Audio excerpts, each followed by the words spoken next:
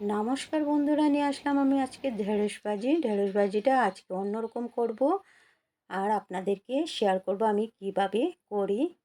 এরকম ঢেঁড়স ভাজিটা খেতে ভীষণ টেস্টি হয় আর ঢেঁড়সগুলো একটু শক্ত শক্ত ছিল, তাই ফালাবো না। এইভাবে করলে বোঝা যাবে না এগুলো যে একটু শক্ত, তাই নিয়ে এগুলো ধুয়ে লম্বা লম্বা করে কেটে নিলাম আর দিয়ে দিলাম বেসন।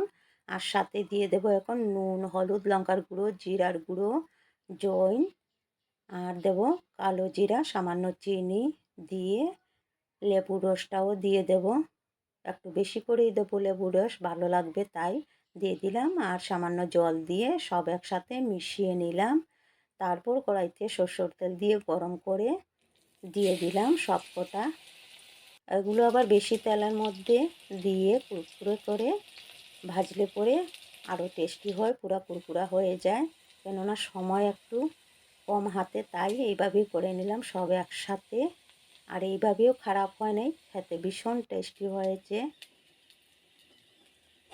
তারপর দেখেন দিয়ে কড়াইয়ের মধ্যে বেশি সময় লাগে নাই, চট করে হয়ে গিয়েছে, একদম একদম সময় লাগে নাই, চট করে হয়ে গিয়েছে। তারপর নামিয়ে নিলাম। কেমন হলো বলবেন। বাই।